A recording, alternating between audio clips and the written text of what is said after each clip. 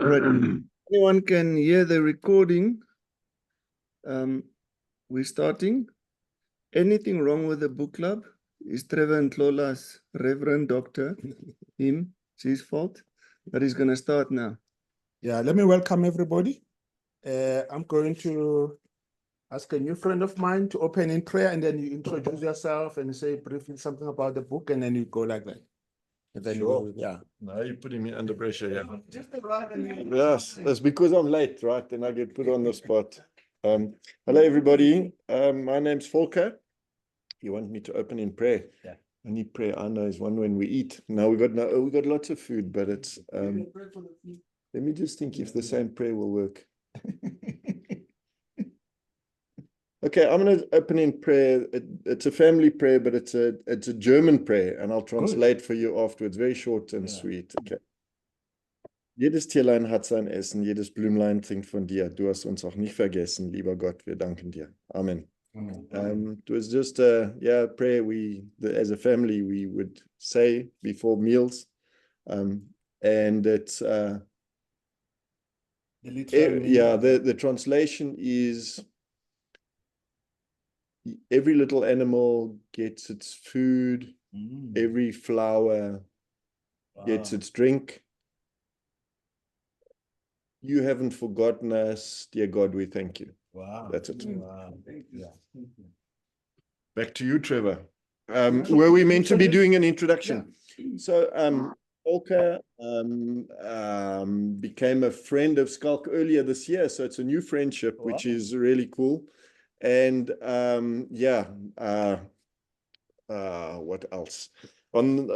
Very curious to be part of the book club. The book, Trevor, Skalk and I have had interesting discussions through his Beteranders activities, and that's how we engaged. My background, I'm South African with a German heritage. My parents are the Germans. I'm born and bred Wali, not far from here, just up the road.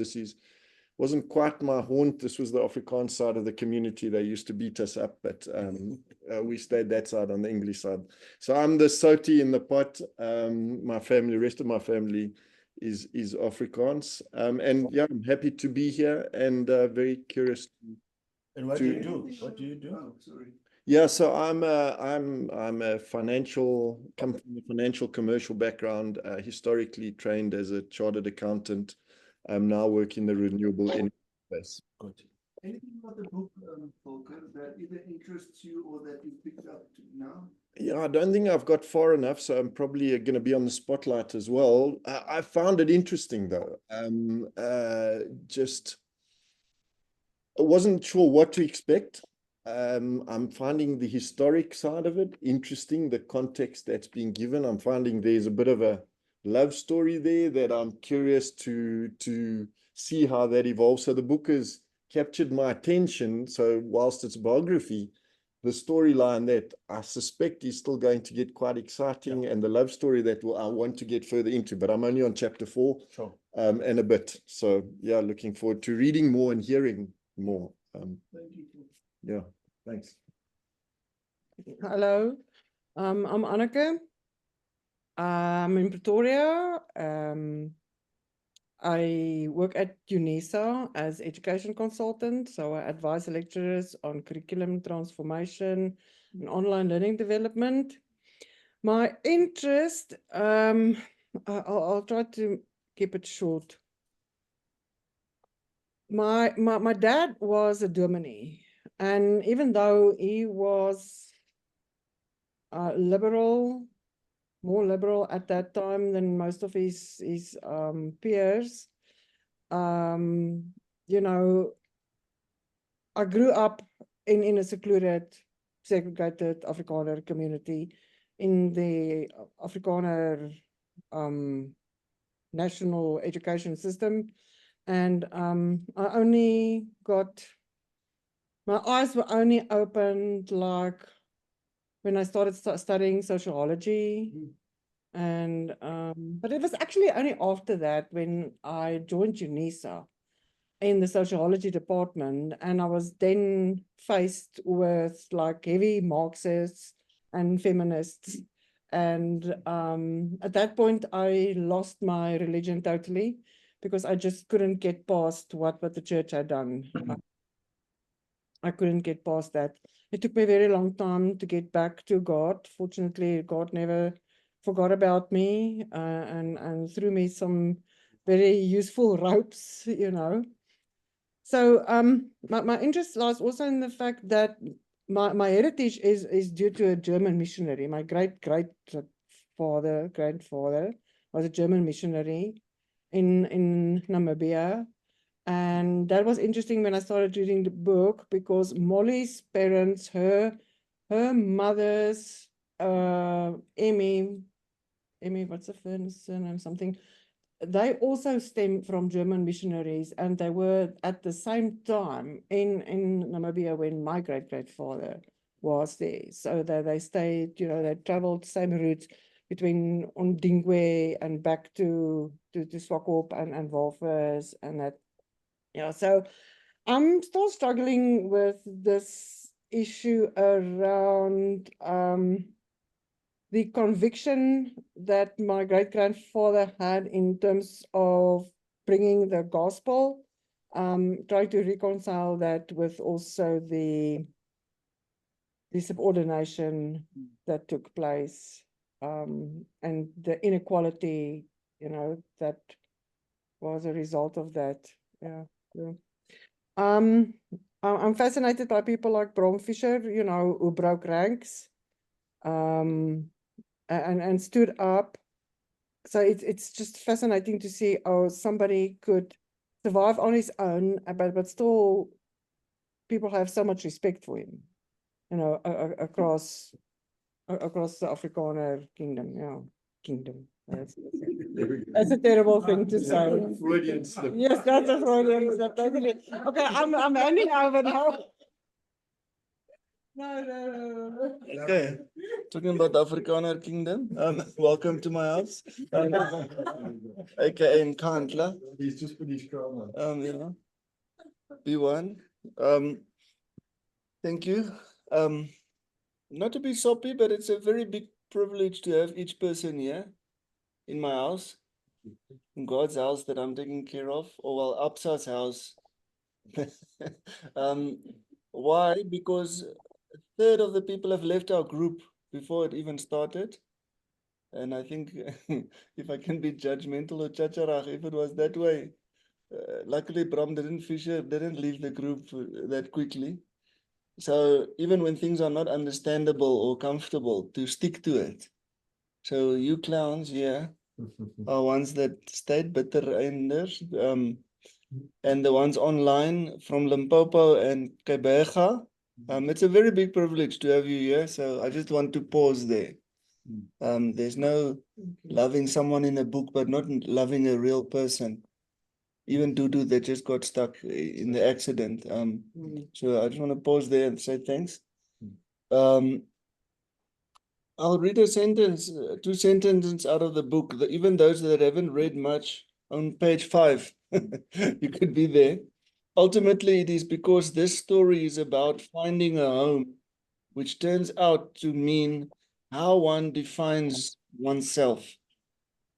And black and white people have very different struggles of feeling at home in South Africa in different eras, and how we define ourselves and to what extent we feel at home. It's a big part of my calling on this planet. So that's almost the biggest sentence for me from a selfish side. The pages are not the same, isn't it? Maybe not. No, it's the last page. Last page of the introduction. I'll share it on the WhatsApp group anyway. I'll share a picture of it. Where was it? Yeah. And then the other one I want to share is I was surprised and ashamed, not too dramatically ashamed like white tears. I was just surprised and ashamed of how I knew nothing about Bram Fischer. As a proud Afrikaner. Can I ask you to pause on that because I want to use that as an introduction Okay. for the discussion because I love that. That people would know. Who didn't know about Bram Fischer? No, your story. How we. Oh no, I'm not going to tell that now. Okay. I just want to say that I knew nothing about him. And when I read the book, I quickly discovered why. He's an atheist, he's a communist. So my people won't tell me anything about either of those. Even one of them would disqualify you. So having a person that's an atheist and a communist is worse than Satan. So I wasn't then surprised that no one exposed me, even up to today. I just see the road that changed and the airport. So yeah, that's for me a very big one. So it was a very, maybe something personal. I don't cry with actual tears. My throat just gets like, that's how far I get. But with this book, I had 2 private moments reading and tears rolling over my cheeks, which makes it then probably the best book I've ever read, because nothing else made me cry ever. So it was very emotional, insightful, difficult English for an Afrikaner. But the book really, really touched me. And that's why, even if this is the worst book club on the planet, the idea of engaging with Bram Fischer, this book, and a mixed group of people around the topics, I'll do it whichever way we do it. Even if we had to go to Hendrik in Dendron, I would also drive there to do this book club if I can connect with people around this guy. And then last comment is just that Bram is shorter, but much, much more smarter and more handsome than me. Thank you. Okay, lekker. Okay, I am Yulani. I'm originally from the Free State. I grew up there on a farm. Lekker. Huh? Like Bram, yeah. And then, yeah, so Kroonstad, then I actually went to school in Bloemfontein. Made my way to the Western Cape to study. And then I came to Joburg like 3.5 years ago. The reason I'm saying that is obviously met like a lot of different people from different areas of South Africa. When I was in Bloemfontein, when I was in the Western Cape, and everybody from all over like gathered there. And it was interesting for me, like obviously as a student, I think Anneke, similar to your story, you kind of like test things and speak to people that think differently like than you and look like differently than what you look like. And so it was really in Stellenbosch actually that I've met people who thinks a bit differently to what I grew up from. Met a very good friend there, is actually also a historian who helped me with a lot of things. Yeah, so that was kind of like where and I think like why things like this interest me, the history of South Africa, like in a non-biased way, being Afrikaans and from the Free State. Yeah, that's me. Yeah. Ruan is your friend. Yes. What is her name? Fourie. Ruan Fourie. It's a young Afrikaans Yeah. that writes about this thing. So we actually met, we met at church in the NG Kerk, and I think obviously also like the NG Kerk's history with the whole apartheid regime. I think we were like at the time being students in the NG Kerk, we also like kind of like challenged a lot, asked a lot of questions, had really like seriously good conversations about things that matter. So yeah, that was kind of like where my love and interest in everything for things like this came from. I must be honest, similar to Skulk, like Bram Fischer didn't feature ever in my life also prior to this. So yeah, I like thoroughly enjoyed the book. I have to say I definitely am far from finished. I'm almost in the middle, but I like really enjoyed it. And then also just like moving from the Western Cape to Johannesburg was like super refreshing for me, for various reasons. I think you will know the obvious ones. And then also just like working in the corporate, Fly. no worries. But it's friend inside. Yeah. Last, No, you have to finish that.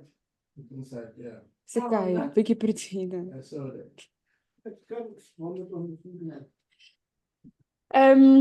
Yeah, so like when I joined corporate here, I've like made friends with people also that doesn't look and speak my language, look like me and speak my language, and it's been like seriously cool for me, also, like safe space, and also to learn about each other's cultures, speaking about things that we don't know about, sharing stories and just like learning about each other's cultures and stuff like that. And it's quite funny. We kind of like created a super safe space where we can be brutally honest. And one of the jokes we always make, and I started with the whole story of my like journey and how I ended up in Johannesburg. Because when I was in Stellenbosch, I realized like people from the Western Cape is very much different than Afrikaans people from the Western Cape is very much different from Afrikaans people from Bloemfontein, Afrikaans people from the Eastern Cape, Afrikaans people from Limpopo. I like even back then when I was a student, I realized like the more north you go, like the tougher the people get. And then what was really funny is Bram Fischer said exactly the same thing. I read it in his book. He said he thinks that the people in the Western Cape are only there because they were too weak to track with the voortrekkers up north.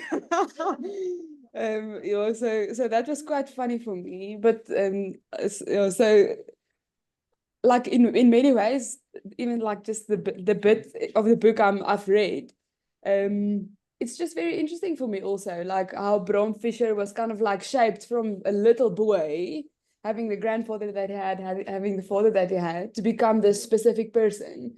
And I think it's a very like deep cultural thing also. Like you kind of like have to walk this path, right? Yeah, and it was interesting for me. And also like super inspiring to see how he broke out of that. And also like he was just a person, right? He played tennis and he played rugby and he went for Sunday walks and so yeah, I think for me that at this point in time, that was quite inspiring. Yeah.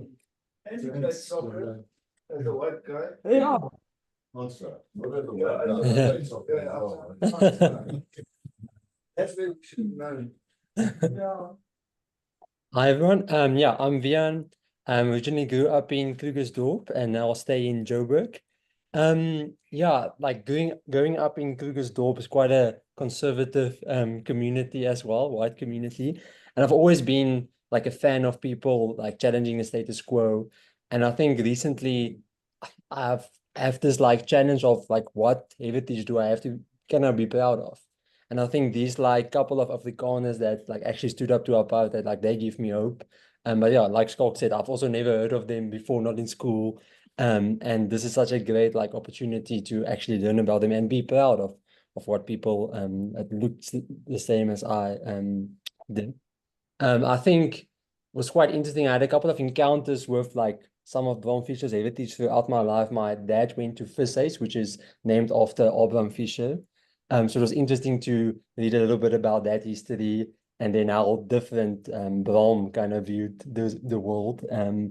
Yeah, so that's quite interesting. And I'm just keen to kind of learn from the lessons and how Bram like approached life in general. I think the part that probably disappointed me a little bit in the book is that I feel like his first like movement towards standing up for apartheid was more a movement towards communism than necessarily love for people of other colors. Maybe that's a bit harsh, but that's kind of the way I've like read it. And I think in a way I was thinking, oh, he just like kind of loved black people and that's the reason why he like kind of changed. But that just shows you sometimes you're being met with where you are, and then that takes you on another route.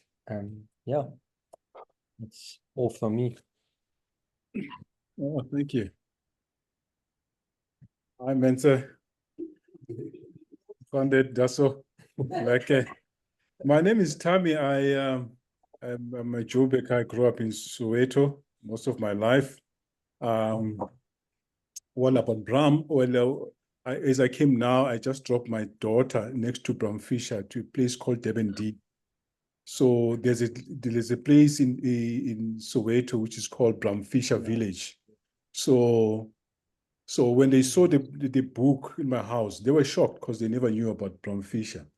But how I knew Bram Fischer as a young man, I only associated him with people like Joe Slovo or Arthur Chiklas, but I didn't know much about that he was African because I didn't have books to read about him. So I saw him as a hero for the fact that he's being mentioned a lot, and his name, there's a township named after him, street named after him. It's only now when I grab a book, then I get to understand that he was a hardcore Afrikaner who got transformed through time. So the book itself, when I read, it touched me in many ways, especially before we spoke so much, the parallel of Molly, the lineage of Bram Fischer's mother's side, privilege they can trace back from Namibia and then his parents like that. So that touched me a lot because that thing, as I was reading that part, I felt like relating when I'm saying, giving my own praise. You see, when you greet each other, when you meet as big people, who are you? When you give your surname, you need to tell them, I'm Tammy, born from a Swati man in the Xhosa, going back from the Mpondo, going back from Swaziland, and people will sing. So as I read that part, I felt like singing, even though there were parts that I couldn't relate to or bring pieces from myself. But the interesting part, not going far from the book, was when the twin sister, one of the child, was given to the Herero woman. When I read that part, it touched me deeply because this was the woman who were slaves, who, remember, the German committed a genocide there in Namibia, and that genocide was not even recognized by the League of Nations. They only spoke so much about the Jews. So when I tried to relate that part, and I realized that even here now, my mother used to work in the Kombase as a domestic worker and looking after white people's children, yet they were dominated. And then I created that comparison with the Herero woman being taken care, and then it touched me how the feminine part of women, how powerful it is, and then how can it be so much trusted, even though those ones were excommunicated. Is it Nama and Herero who are trying to destabilize the Germans? So that part touched me as well so much, which is so interesting and yeah, resonates so with me so much. And about the book itself, when you read it, and then the parts where you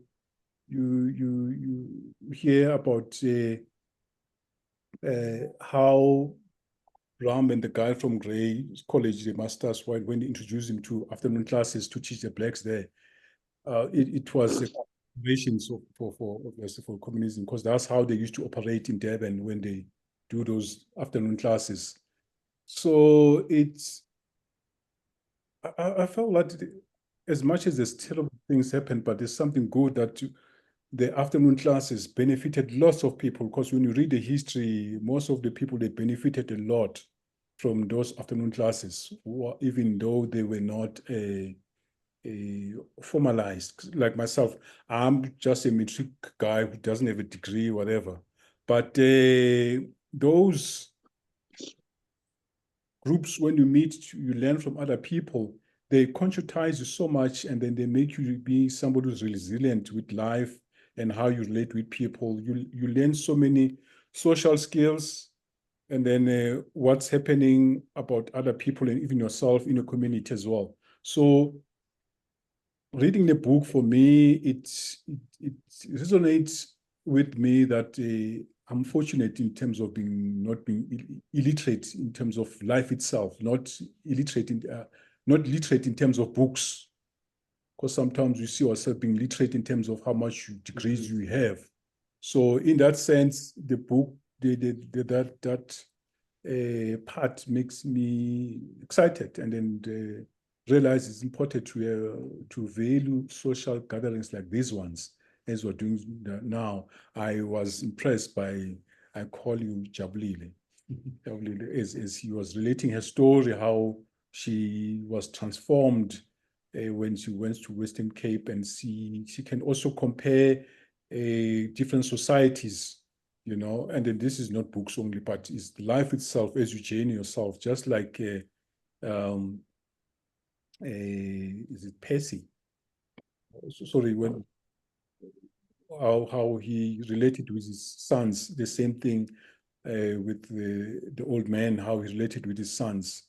You know, traveling also exposes you to many things, you know. So, yeah, but also the interesting part that also when I read about the book, it's when they talk about NUSAS, that student organization that he was part of, and then he was spearheading many things there, writing newspapers. I seem to correlate with Steve Biko's story, and even the commission itself, even though it was not a harsh environment with the commission when he was being interrogated. Carnegie, when they were doing the Carnegie inquiry, that research they did, you know. So they were harsh to him, but it also resonates that those times,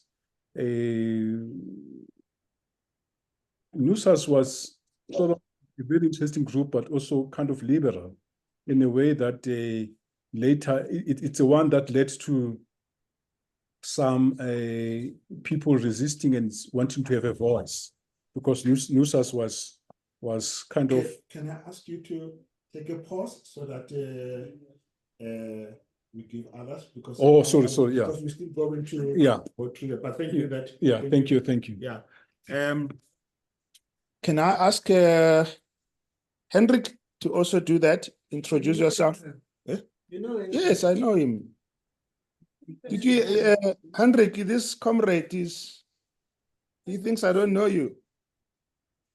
Over to you. Oh, yeah. I am good, thank you. Samunani, everybody. My name is Hendrik Smith. I also have a Zulu name, Kizikabazela Kamavovo. And I also, like Skalk, grew up in an isolated nationalist environment.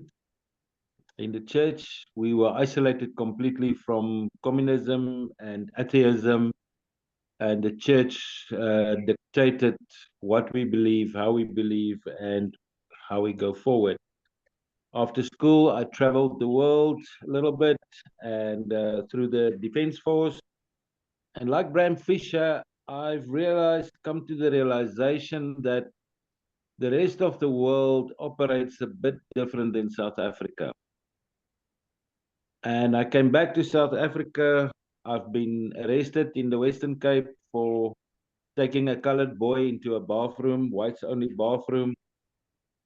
And I've realized that to me, from a very early age, our domestic worker, my parents, my mom especially, taught us that all people matter. All people are equal in front of God. And this auntie is a help for us. And she's an auntie. She's not a domestic worker or a black lady, or she's a person with a name, a background, a history, and she has value. So with that in mind, when Trevor asked me to be part of this group, and the little I do know about Bram Fischer was through my philosophical studies in Potchefstroom, where I was confronted by questions that what is true essence of man? What give man essence? And true essence, from the mouth of Sartre, the French philosopher, I've come to the realization that what I think and the way I grew up and the way I was indoctrinated, that does not constitute essence, but my relationship and interrelationship towards people constitute essence. And to me today, as a writer and a poet, also working amongst various cultures and people and groups, I've come to the realization that people are all equal in front of God, and thus communism is actually a biblical concept which was established by the early disciples. And if we truly read the scriptures, then we'll find that true communism is to care for one another, to see one another, to value one another in its true essence. That's me. Thank you. Thank you. Willem. Okay. Am I on the air? Yes. Okay. Sorry for lying in this strange position because I've got a back problem, so that's why I'm in this unique position. But there's nothing wrong with my mind and with my heart, so I'm glad to join you guys. Yes, I grew up in Randburg, near Inika Primary School, so I know your valley, Skalk, and in Randburg High School, so that was my world and very isolated, very similar to you guys, most of you. I matriculated in 1976 with the Soweto problem, and that was the first time I realized or heard that black people were unhappy. That's how isolated I grew up. And that was a big shock because I more or less blame my parents later that they didn't tell me that we were privileged and only realizing that at the age of 18 years old. But fortunately, or then I went to study theology in Stellenbosch, and fortunately, my first congregation was in Transkei in Lusikisiki.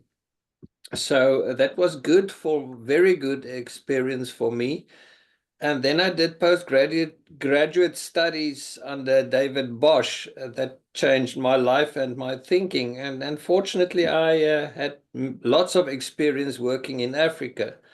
I even have a Xhosa name. My name is Zolile, and I'm very proud of my name. And my children also, all of them have Xhosa names. So my experience in life was great, understanding the world of different cultures and especially the many different black cultures.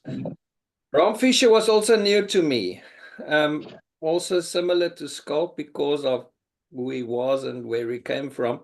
But it's challenging reading, but I find it very stimulating just because maybe it's so different. But he was a child of his time, and I think being born just before the First World War, through two world wars, and his parents, where they come from, and how understanding his times with his brilliant intellect, and using his what you call it, a law background. I'm more or less halfway in the book. I find it very interesting how he integrate where he comes from, and I'm still finding my way in seeing why, especially why it was communism. But I'm open for that. But I'm quite impressed with Bram Fischer. So that's more or less where I am. Thank you. Appreciate it. Is Dudu there? Thank you for introductions. Dudu is not here. Scott, do you mind to call her? Maybe she's struggling to connect. And then have we all introduced ourselves? Except you. Yeah, yeah. Can I, Trev, there's 3 minutes left on this call that we're recording. So maybe you can quickly do your 3 minutes. Yeah. And then we'll keep Yeah. this as a recording, and then I'll let Willem and Hendrik in again. Yeah. My name is Trevor Ntrola. I'm like Tammy. I'm originally from Soweto. I was born not far from downtown in Johannesburg. In those days, 1967, I was born. In those days, they used to call it the Black Spots. So it was a place where Black people were not supposed to live there or to stay there. And there was this forced removal act that was promulgated, and then we were removed. And then we intentionally don't use the way that we were removed. We say we were dumped. in Soweto. So, so I only know that later when I grew up. So the rest of my life, we live in Soweto, and I no longer live in Soweto now, but I live 15 minutes outside of Soweto. So in my heart, deep in my heart, I'm a Sowetan. I'm rebellious, and a true Christ Jesus who changed my life. I like to believe that one day I will have a holy rebellion, because I think we all need it. This world is so evil. It's against Black people, it's against white people, it's against Afrikaners, it's against men, it's against women. And we are all of those things that all in us. We need to stand. This is who I am, but I'll talk that later. Why I'm fascinated about the Afrikaners people, I will share later, because I think it's important that we close this and then we can move forward. Let me give it to Skalk, and then he will. So if you're part of the book club, My phone is. I'm admitting there's a minute left on this Zoom call, and I'm very happy because Dudu Dudu Zile is just signed in to say bye. There's 30 seconds left. Dudu, can you just maybe show your face, because this call is going to end and then we're going to start again, but the recording. Wow, you look amazing. Oh, thank you. Nice Hi, to- everyone. Oh, hello. Dudu, this call is ending. Wow. That's a recording, but Hi. just click the same link again, please. Okay. Thank you. So those not here, you'll see the video later and engage.